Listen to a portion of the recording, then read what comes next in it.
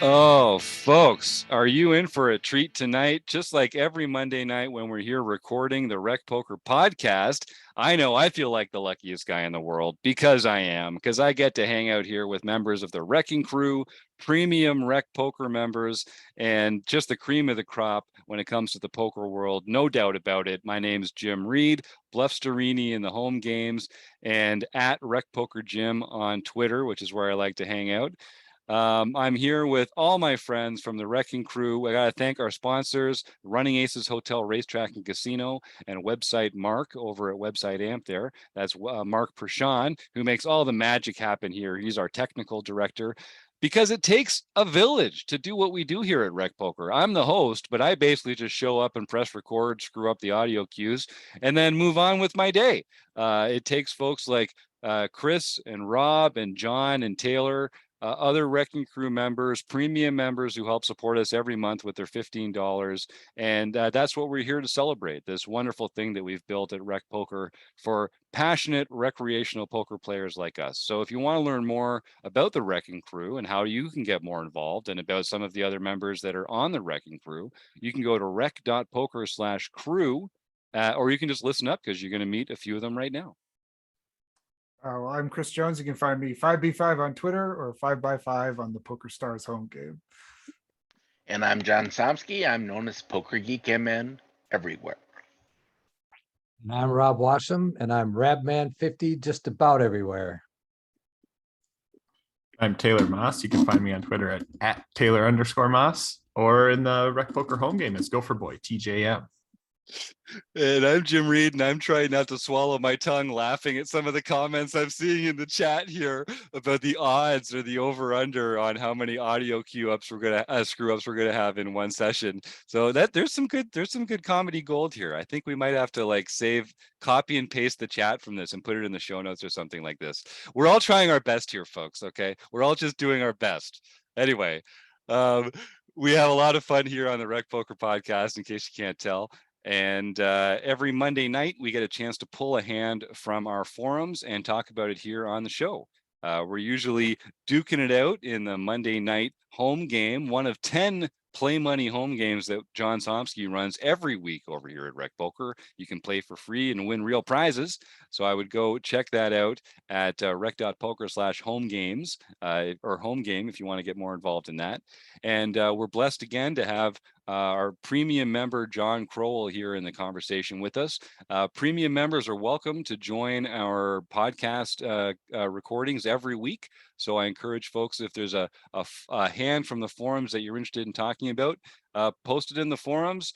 Email me, jim@rec.poker, and say, hey, I want to talk about this on the air, or just show up. Just come on by. You can see it if you go to rec.poker. The calendar has the recordings of all of our shows there. If you're a premium member, you've got access. Click the link and join the fun. So tonight, we're joined by John, as I say.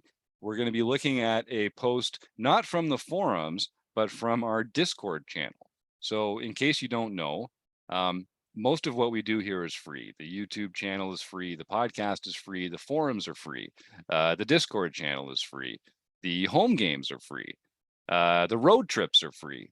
All the stuff that we do on social. There's just a ton of different ways to engage with us without spending a dime.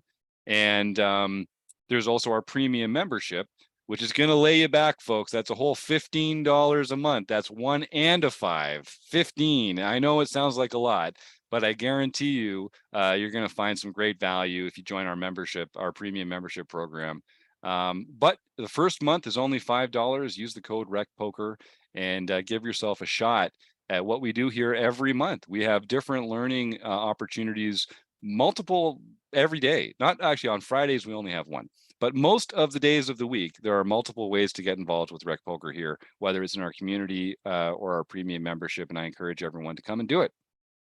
So if you go to rec.poker/community/Discord, you will find the link to join our Discord channel. It's a great way to chat in real time, and it's a great complement to our forums, which are sort of more of like a deep dive into some of the subjects that we look at. Discord's a great place to just kind of come and share your thoughts immediately and move on. And one of the things that we're going to be looking at today is a post from Keck Geek. So this is the young Keck Geek. This is Jacob Kiki. And listeners to the show know who Jacob Kiki is. He's an excellent poker player who last year called his shot and said he was going to win 20 home games in the month of 2021, in the year of 2021. And God bless his golden socks. That's not an expression. There's a cotton socks. Cotton socks. That's it. We're going with cotton socks. We don't do any editing here because we're a largely volunteer organization. So we're just going to keep that in for all our Because listeners. could you imagine how that would go? Yeah, there's a hole with no bottom, right? That's got to be a Canadian saying because I've never heard anybody say that before. God What the bless your heck? cotton socks. That's an God expression. bless your cotton socks. I've never heard that before. There, well, there, and you've been around, man. So I don't know. That's we got to get you into more Canuckian rooms. All right, so at me, please, on Twitter if you've heard that expression or you haven't heard that expression, because I swear I'm not that old or old timey. John, have you heard that expression? I see you unmuted there for a second. No, I was just saying that's got to be Canadian, eh? I mean, you'd think cotton socks would be helpful in the frozen tundra. That does make a lot of sense. You might need it up there in the Arctic Circle, right, Chris? Yeah, let's get tag your tweets, hashtag Yeah. never heard. Let's get that trending. Because what other country would be blessed to have cotton socks? I mean, you need to have them in those cold winters up in It's Canada, true. right? Like that's true. where it's got to come from, right? Yeah, cotton has remarkable wicking properties, and as a layer, it really can't be beat when you're up here on the frozen tundra. So God bless all of your cotton socks. Except okay, you'd really want wool socks. Oh, God damn it, you're right. You would want wool socks. Okay, well, as you can see, I'm not Les Stroud, Survivor Man. You sweat, you die. That is the rule up here. But I live pretty close to the southern border with this series of barbarians just south of us. And I say south of us, but I think I'm just laterally connected to Minnesota. I think You're we're actually south of us. I might be Toronto's south of you. yeah. We're here in the golden horseshoe, as we like to call it. All right. See, I told you we could get more off rails. Chris, you told me that it wasn't going to happen, but I knew we could find a way to get off the rails before we even got started here. So Jacob Kiki, wonderful poker player. He nailed his prediction. He did win 20 Rec Poker home games in the year 2021. It took him right up until like mid to late December, but he did it. It's one of the most impressive performances I've seen, and I'm so glad that he's the one posting this, because it just goes to show that this can happen to anybody. So I'm just going to read the post here, and then we'll get into some of our responses. So Jacob says, does anyone have any advice in dealing with a downswing? I'm probably in my biggest downswing of my life. I still feel like I'm playing well and getting my money in good. Like today at Canterbury, I lost half my stack with a set of fours to a runner gut shot straight. And then in brackets says, guy put 90% of his stack in behind, which is exactly what we want to be happening, of course. Then lost the rest of his stack with trip aces to a rivered boat, all in on the flop. And so you can tell from the parentheses already that Jacob feels like he's getting his money in good here, and it's just not going his way. People are, making the kind of mistakes we want them to make when they're in hands with us, but they're getting there on the river. And he says, just some general advice, I'd appreciate it. It's not like playing online where I can lost stakes. I'm not sure what he means by that. I think he means lower. Yeah, where you can just move down Right. in stakes. And I think also not like when you're playing online, you can also just boot up another tournament or another cash game. When you're playing live, getting that, losing to that runner, if it takes you out of the tournament or off the table, the consequences to your life, your day-to-day life are greater, because now you got to get in the car and drive home or play something else that you don't enjoy as much or something like that. So I think it does make a difference. So there were some really good comments here in the chat already. I wanted to just jump in because I have had this experience, and I'm sure we all have, when you're on a downswing. And the thing that's frustrating about it for me is when you are making good decisions and getting it in good and just getting outdrawn. And I think we all we know intellectually that variance is a thing and that you're not entitled to win the hand when you get your cards in good or your chips in good. And we've all told other people, oh, but friend, you should be happy that your opponents are making those mistakes because in the long run, you're going to benefit from being a better poker player. It's like, yes, I know that it's true, but I just want to win a hand. I just want to make a big bet and have it go my way. The most recent example for me was on a recent trip to Las Vegas for the series. I was playing a cash game at Aria, and it was such a good table. It was a dream table to be in. People were very swingy. People were shoving stacks with like second pair, and other people were calling with back doors. And there was this one moment where this one player was getting frustrated with the dealer, and so he was just tripping. Like he was actually tilted, where he had over 400. This is a 1-3 game. He had over $450 in front of him, and he just kept going in blind and just like leaving it in the middle from hand till hand until someone would take it away from him because he was just like over it. You could tell. I was like, oh, just give me a hand, please. Just give me a hand to get in with this. But the hand that really broke my heart was it was early position raise, call. I 3-bet on the button with king queen of hearts and get a call from the blinds. Everybody else calls. So we're 5-handed in a 3-bet pot. I've got tons of chips behind, and the flop comes 10 jack 4 with 2 hearts. So I've got 2 overs, I've got the open-ended straight draw, I've got the flush draw, and it just felt like I had every possible out in the game. And the action went in front of me, bet, raise, call. And so there's just like all this money in the pot, and I've got exactly the kind of hand I want to have in that spot. So I go all in. We all end up all in on this hand.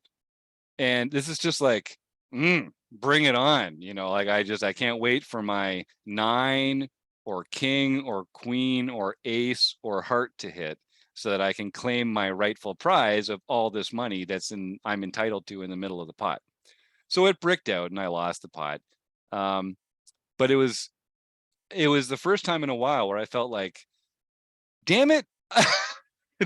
Like, I don't know if it was because it was a week of punting World Series of Poker bracelet events and only ever making money at the cash table, but I felt like, wait, this is where I'm supposed to be making money. I go lose money playing these tournaments, and this is the spot. Like this is where I'm supposed to be turning it around and doing well. And it's a leak. It's a leak. It's this entitlement leak that we feel like we are owed, even at that table. And at that table, I feel like I had a skill edge on the players there. I had the stack. I wasn't tired, like everything was on paper going my way. And I did let myself get upset by this. I just, hand after hand, I was putting money in good and losing. And I was getting a little tilted by it, and not to the point of like losing control of the table or anything like that. But, it's hard for me to not want to smile. It's just like I'm usually smiling, especially if I'm at the poker table. But I was starting to feel like disheartened by the end of it, just like I couldn't catch a break, even though I'm talking about your first world problems. And none of the tricks that I told myself or that I would tell other people helped. Like telling myself it's just variance, telling myself that, it's going to happen a certain frequency of the time, a certain percentage of the time. It just wasn't like making my bad feelings go away. So what have you guys done in the past that's worked for this? And like, I think it's one thing for me when it's one night at the table and I'm just kind of feeling bummed about that, but it's another thing where this is a cloud that's hanging over you tournament after tournament or day after day or week after week. I'm sure there must be different strategies for each, but whoever unmutes first, what is your, have you been in this situation? Have you never been in the situation and you just don't know like what that is like, or what has worked for you, Rob? Yeah, basically 2021. It just it was Yeah. the whole year. Yeah. No, I feel what Jacob is talking about, because there are times where it just seems that you get, you have this great hand, you get it in, and there's only one possible hand that person could have that could beat you, and they have it. And it's Jack 5 offsuit. And you go, how could Right. they possibly have Jack 5 offsuit in this spot, or 5-7 offsuit, or some stupid hand like that? And you go, how could they actually have that specific hand? But then you have to tell yourself, well, what are they putting money in the pot if they don't have that hand? Mm, Right. So you have to tell yourself that. But I'm reading what Chris wrote in here too, and I know that feeling of tournament after tournament after tournament, getting in good and getting outdrawn and losing the tournament. And we always talk about, and this is online, you always talk, well, you could just load up another tournament. Well, after a while, you just don't even want to anymore, because Yeah. you don't want to feel that anymore. You don't want to have to go through that anymore. So I really understand that. And one of the things I've done, I started playing more cash. I don't have the same entitlement in a cash game as I do in a tournament. So when I'm playing cash, I'm playing micro stakes cash, right, on ACR. So it's no big deal. I'm paying $2 or $5 NL. But I feel much better about those situations. If I have pocket aces, I don't care. I'm going to get the money in. And if I get outdrawn, oh, well, it happens. I just reload and away I go. So I think there's a different dynamic that you feel between cash and tournaments. And that's kind of how I deal with it. I just go to cash where I don't have that same feeling. yeah, I like Chris? that a lot, because yeah, it's for me, the times when this is like, it starts to like get, it's those high leverage spots in tournaments, and it's when you've been playing for hours, right? And you've been playing well and everything's building and you're like, here we go. And then you get one of these spots where like you get it in great and it's just runner and you're out, and or you're like starting to get deep in a tournament and it just like keeps happening, where you spend all this time, you get there, you get deep in a tournament, and then you're suddenly out and there's nothing you could have done about it. Like you got it in good, you got it in with the nuts, and then somehow it just all went to hell.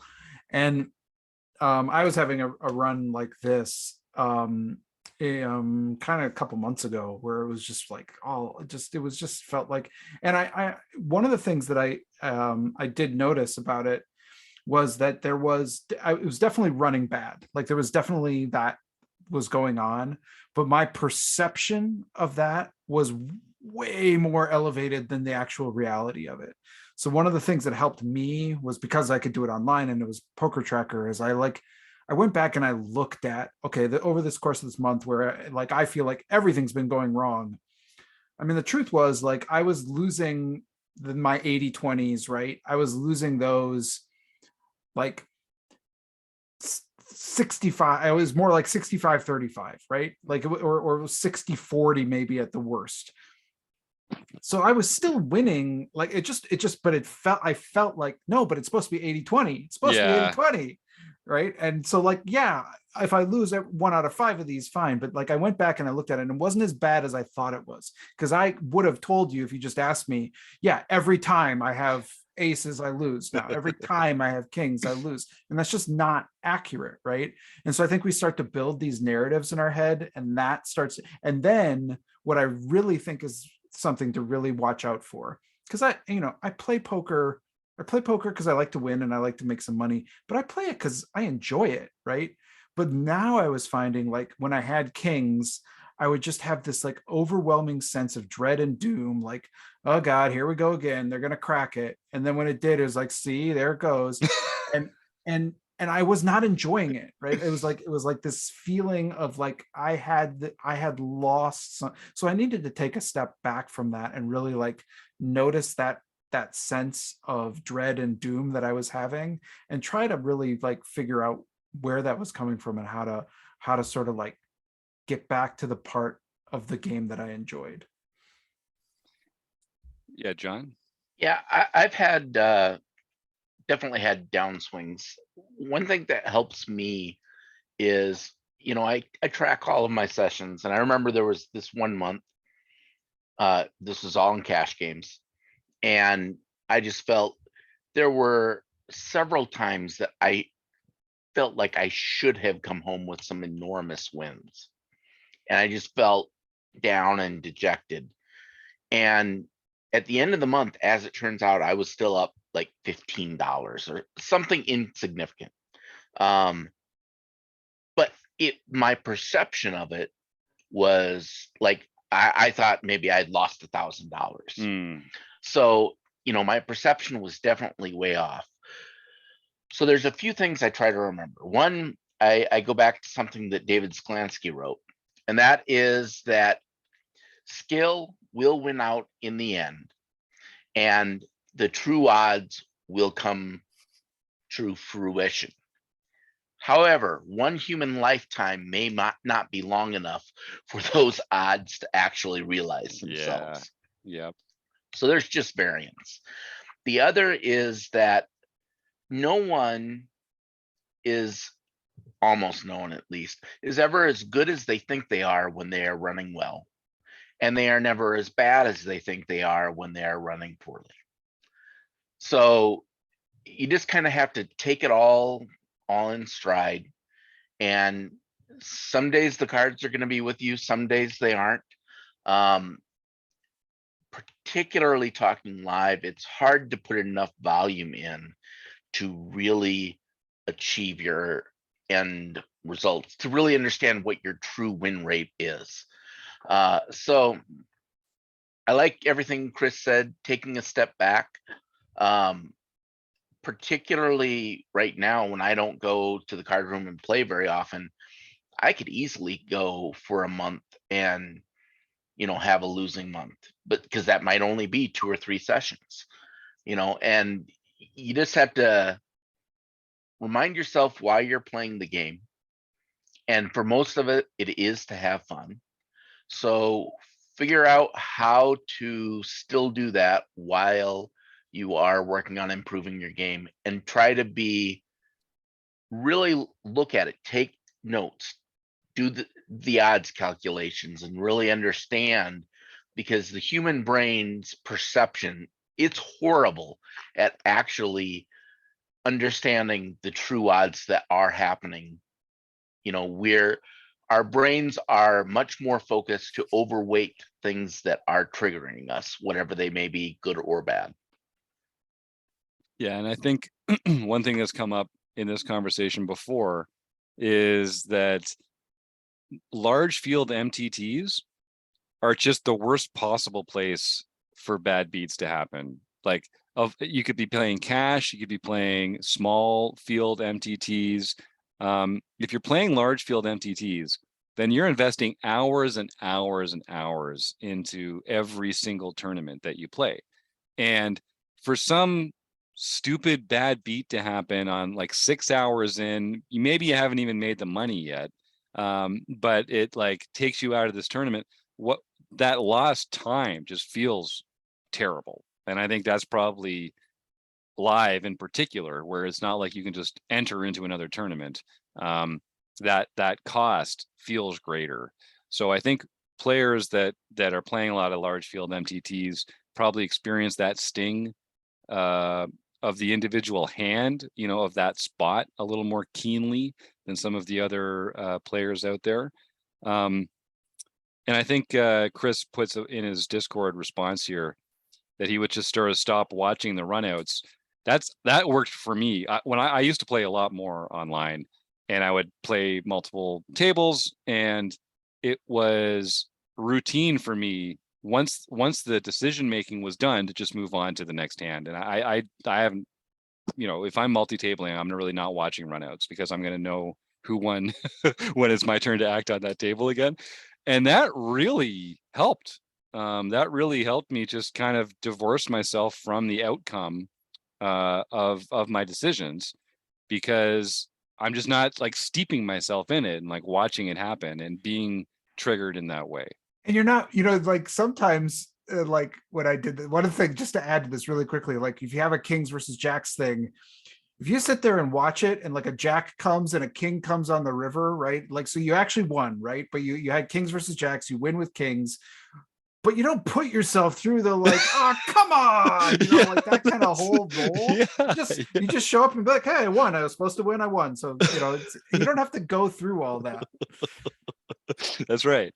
Yeah, no, it's true. It's true. And I guess, like we talk about first world problems, right? Like one of the things I was complaining about in Las Vegas, in this amazing life that I have, where I get to play in multiple World Series of Poker bracelet events and like stay in a hotel on the strip and play cash games, and like I'm having the trip of my life. But, every time I'd play in a tournament, I would know that I hadn't hit a set in any of the tournaments I'd played on this entire trip.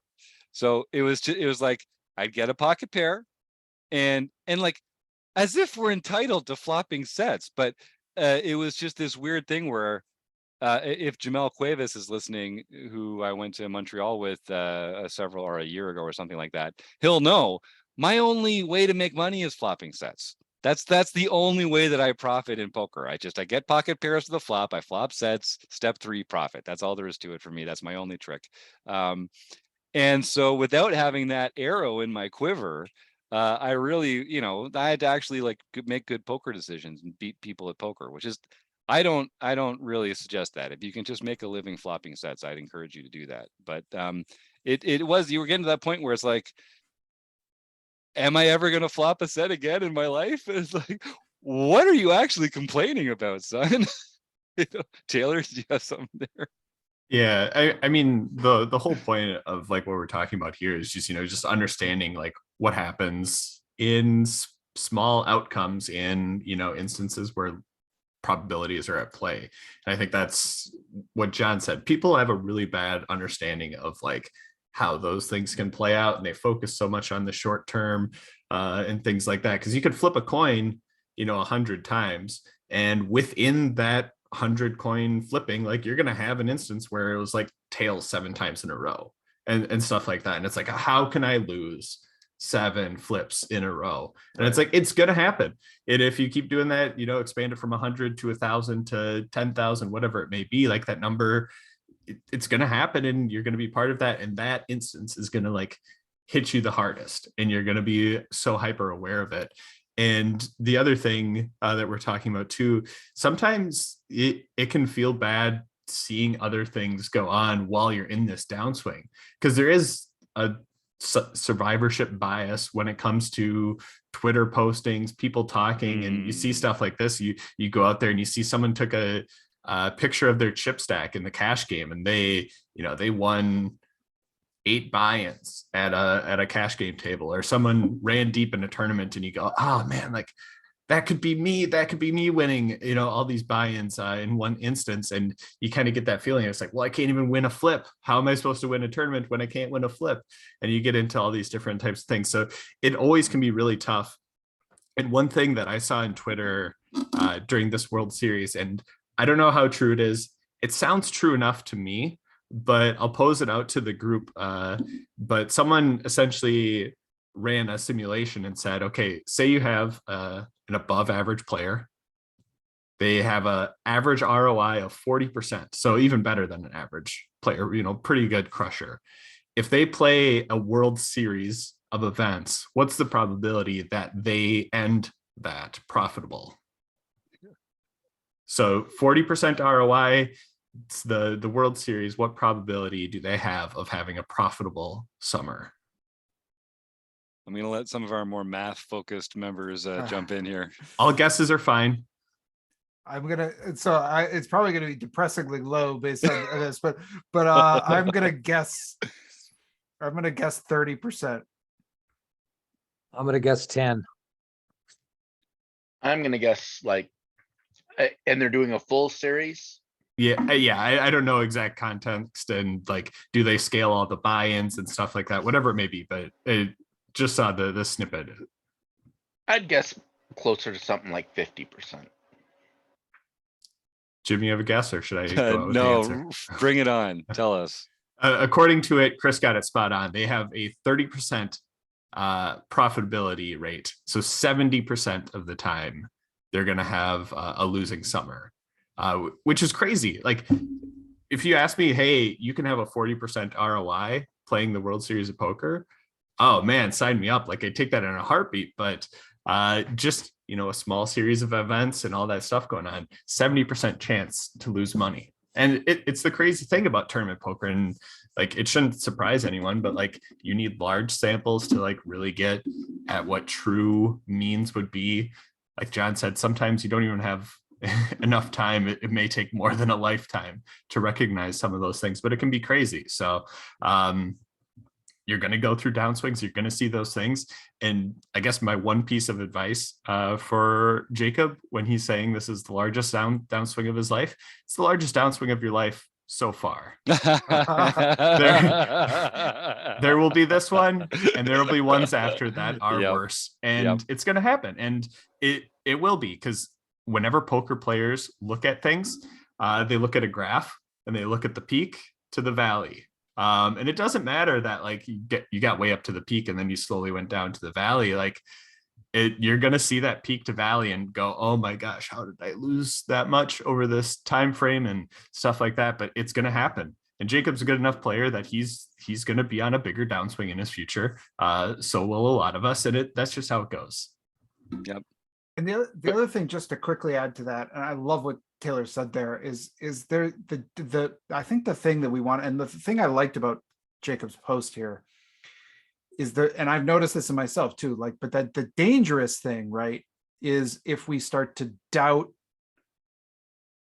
I mean, there may be good reason to doubt. Like, we should have self-reflection and we should look back at our play and say, oh, well, there's a reason I'm losing all this time because I'm doing some dumb things. But there are things that I think we start to even question, like the good decisions we're making. We're kind of start to say, well, I keep losing, and we do start to doubt our own play, and that, I think, can be a really troublesome development, and it's something that we need to be aware of, and really start to attune ourselves to that sort of the decision-making process rather than the results. And, we often talk about don't be results oriented, but one of the ways that can really sort of seep in where we're not realizing it is in that sort of like doubt, and like that kind of like, well, maybe I shouldn't do XYZ so much. Maybe I shouldn't push, and maybe I need to be a little bit more passive in these spots. And you'll start to actually play worse because you're having these sort of like high variance moments go the wrong way. And that can be a side effect of this that you want to be really cognizant of and careful of. Yeah, some people even get to the point where they hate playing ace king or something like that. It's been known to happen. There you go. I hope George is listening. Well, I was also gonna to mention, with those odds thing, so that 40% player, if you just play one tournament, you probably are, cashing 30% or less of the time, which means 70% of the time you're losing money. So in a World Series, you're maybe playing the top players play 30, 40 events or something. Well, maybe more. I don't know.